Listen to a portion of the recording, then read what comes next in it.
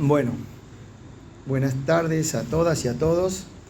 Bueno, para nosotros, para la acción de magistrado, como bien ya lo señaló nuestra presidenta, es grato tenerlo acá el señor presidente de la Corte de Justicia presentando su libro. A mí me toca presentarlo en cuanto a su vida académica, lo voy a denominar así por tu importante currículum que tenés, y lo voy a decir que él es abogado que se ha recibido en la Universidad Nacional de Córdoba en el año 1993 y tiene numerosos posgrados hasta llegar a su tesis doctoral con excelente nota. Tiene diplomado en Derecho Parlamentario y Técnica Legislativa, es diplomado en Eficacia de los Actos Jurídicos, especialista en Derecho Administrativo, especialista en Justicia Constitucional y Derechos Humanos. También tiene un magíster en Derecho Parlamentario, diplomado en postmagistral en Derecho Administrativo y doctor en Ciencia Jurídica por la Universidad Católica Argentina. Esta tesis, la cual él va a exponer en este momento, que es su tesis doctoral, el control de convencionalidad de los decretos de necesidad de urgencia imperfecto. Como toda tesis, seguramente se destaca por su indudable valor científico, su clara y sobria exposición. Por eso seguramente su tribunal, destacado tribunal, entre ellos el doctor Bianchi, a quien yo conozco y ha sido mi maestro, lo ha recomendado su publicación. Felicitaciones, doctor, por lo cual lo vamos a dejar para que usted exponga el tema que se ha presentado. Decía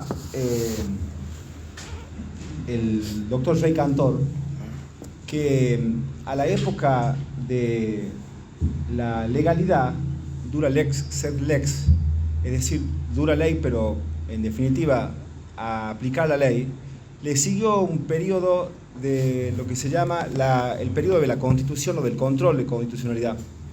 Para algunos nacidos en el año 1612, en un famoso caso resuelto por el juez Edward Coke en Inglaterra, el caso del doctor Bonan, un médico que quería, recibido en Oxford, que quería ejercer en Londres y que la ley se lo impedía, y realizó el primer control de constitucionalidad en Inglaterra. Luego, para otros, el famoso caso Marbury versus Madison en 1803, estos jueces de paz a los que no les permitían, no les entregaban el certificado porque había cambiado de mandato el presidente. Y la Corte dijo, la ley del mandamus, que dispone que yo tengo la competencia, es una ley que amplía las atribuciones que me da la Constitución y por lo tanto es inconstitucional. A ese periodo de control de constitucionalidad que en la Argentina le fue negado oficiosamente por la Corte en el caso Ganadero de los Lagos de 1941, le sucedieron épocas en las que se admitió el control de oficio, en el caso Mil Pereira en el año 2001, luego Rodríguez Pereira 2012 y el caso Codina en el 2014. A esta época de control de constitucionalidad le siguió la época en la que estamos viviendo nosotros ahora, que es la época del control de convencionalidad. Control de convencionalidad que significa un control, tanto como lo era antes el control de constitucionalidad, un control de compatibilidad entre la norma interna y la Constitución, en este caso un control de compatibilidad entre la norma interna y las convenciones internacionales. A esto me quiero referir, a la época en la que estamos viviendo, que para muchos nació en el año 2006. Este control de convencionalidad nace en la Argentina porque, como sabemos, en el año 1994 se modificó la Constitución y se estableció en el artículo 75, inciso 22, que 11 tratados tenían jerarquía constitucional, entre tales el Pacto San José de Costa Rica. Luego, por el mecanismo constitucional, le fueron agregando jerarquía a otros tratados, entre tales los de lesividad, los de delitos de lesa humanidad y los de discapacidad.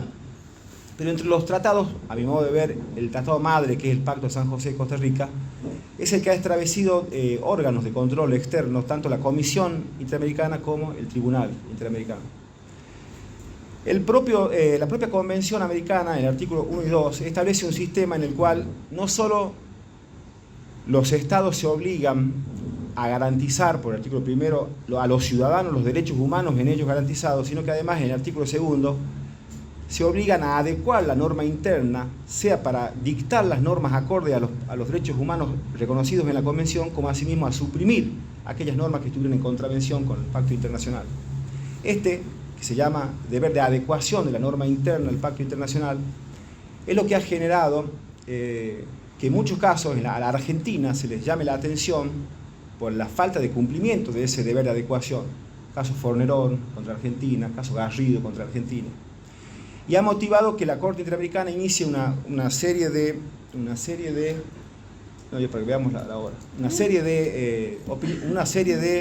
decisiones que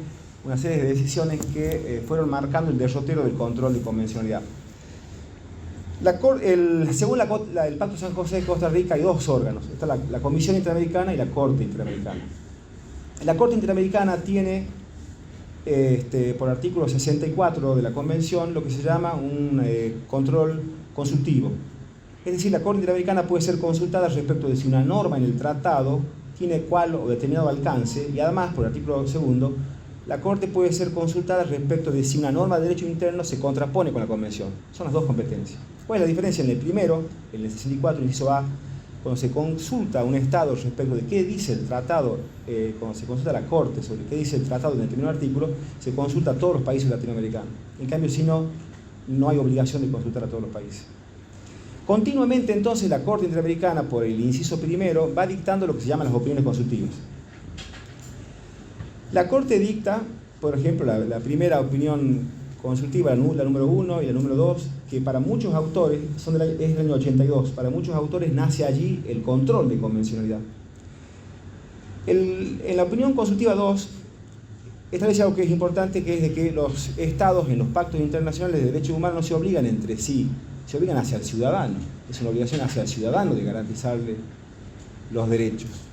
Pero quiero brevemente decir que los dos órganos se expiden de forma vinculante para con el Estado. La Comisión Interamericana, como tiene entre los objetivos establecidos en el artículo 41 del pacto el de promover el desarrollo de los derechos humanos, la Corte Interamericana les reconoció en dos opiniones consultivas, una es la 13 del 97, les reconoció la competencia para calificar a determinada norma interna como inconvencional. Y luego, en la opinión restante, que es la 14 del 94, les reconoció a esa misma comisión la competencia para recomendar la adecuación de las normas internas a los pactos internacionales. Por ejemplo, en la República Argentina hay un famoso caso que se llama Carranza-Lastrubese, en la que la Corte Nacional Argentina reconoció que esos informes de la comisión eran vinculantes para la Argentina. Esta es la función que cumple la comisión, más allá de que en lo contencioso, en las controversias, es el filtro que evalúa cuándo una determinada causa va a ser girada a la Corte Interamericana. Pero vamos ahí, que es lo que me interesa. La Corte Interamericana de Derechos Humanos tiene una competencia también contenciosa, que es la de resolución de controversia, cuando la comisión le reenvía el expediente. Ese ejercicio por parte de la Corte Interamericana del control de convencionalidad es lo que se llama control de convencionalidad externo, es decir, a cargo del órgano internacional. Ese ejercicio del control se le debe su evolución a un juez de la Corte Interamericana que es Cansado Trindade, porque se discutía en su momento si es que debía ser necesario que una norma se aplique en el caso concreto para hacer el control de convencionalidad. Y Cansado Trindade vendía sosteniendo que no hacía falta, que podía haber un control abstracto, y siempre en disidencia, pero hasta el famoso caso Suárez-Rosero se admite ese control abstracto, y llega el primer caso de control de convencionalidad, que es el caso Las Palmeras versus Colombia del año 2000, que no se lo conoce mucho, pero sí ustedes habrán escuchado el caso La Última Tentación de Cristo contra Chile, o la famosa película que no permitían la publicación. Eso es lo que se llama el control de convencionalidad externo a cargo de la Corte Interamericana, que a mi parecer el padre de la criatura es Cansado Trindade. Pero ocurre que la Corte Interamericana también, y por eso dije yo al principio que el control de convencionalidad nació en el 2006, Porque la Corte Interamericana fue luego analizando si acaso los estados mismos que son parte de la convención no debían ellos también llevar a cabo ese control de convencionalidad. Y el que venía instando a ese mecanismo es el doctor Sergio García Ramírez, mexicano, quien en 3 votos que son interesantes de la lectura, uno es Mirna Chan versus Guatemala, el otro es Tibi versus Ecuador, y el último es Rascacos Reyes versus Guatemala. Venía insistiendo él en que debía tener, los estados debían tener la competencia, la potestad para controlar la compatibilidad de las normas internas con la convención. Y fue en el caso famoso Almonacid Arellano versus Chile, en el año 2006, donde la Corte Interamericana, ya por unanimidad, toma el criterio de Sergio García Ramírez y dice que cuando falla ese deber de adecuación que hablaba yo antes del artículo 2, el deber de adecuación que tiene el Poder Legislativo, de adecuar la norma interna a la Convención, cuando falla el Poder Legislativo, pues sigue vinculado el Poder Judicial. Entonces los jueces domésticos, como le llaman ellos, siguen con la competencia de controlar la convencionalidad. Y meses siguientes, 2 o 3 meses siguientes, en el caso de Trabajadores Cesados versus Perú, la Corte Interamericana señaló que ese control de convencionalidad incluso debía hacerse de oficio. Es decir, tardó 2 o 3 meses lo que nosotros tardamos, como antes conté, 60 años, desde el Ganadero de los Lagos, 1941, al 2001 de Emil Pereira. Entonces rápidamente nació esto, el control de convencionalidad. Ahora, me interesa señalar que el control de convencionalidad, contencioso de la Corte, no desconoce o no desplaza el otro control que es el consultivo, que antes expliqué, el artículo 64. Porque la Corte Interamericana, en 2 opiniones consultivas, una es la 15 del 97, donde estableció que las opiniones consultivas tenían un efecto jurídico vinculante, le siguió luego otra que es la 21 del 2014, que es muy importante, porque ahí la Corte Interamericana dice que los jueces domésticos, cuando hagan control de convencionalidad, deben hacerlo, sobre todo también con las opiniones consultivas de la Corte. Es decir, le está diciendo a la Corte Interamericana, ustedes cuando hagan, jueces domésticos, control de convencionalidad, no solo seguimos por las sentencias de la Corte contenciosa, sino que también sigan las opiniones consultivas. Por eso esto es importante. En ese esquema, en ese marco, quiero decirles que en el año 1985 el Uruguay solicitó a la Corte Interamericana, en función del artículo 64, inciso A, se expira respecto de qué quiso decir el artículo 30 de la Convención cuando dice ley. ¿Qué dice el artículo 30? El artículo 30 dice que las restricciones que se permiten por la Convención a los derechos de los ciudadanos solo pueden ser restringidos por ley formal,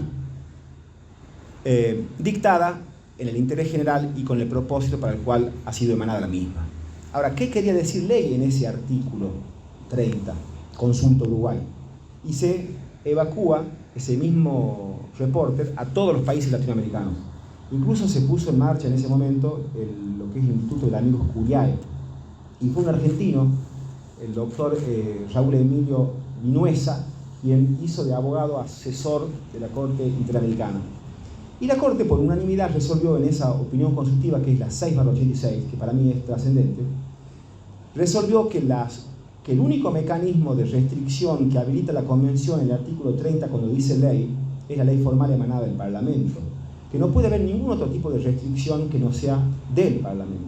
Solo habilita esa opinión consultiva el caso de las leyes delegadas, es decir, previa autorización de la legislatura o del Parlamento, en el caso que la Constitución lo previera, cosa que no existía en Argentina. Ustedes saben que el artículo 76 fue incorporado luego en la reforma 94, aunque ya la Corte lo habilitaba en el caso famoso Colcha.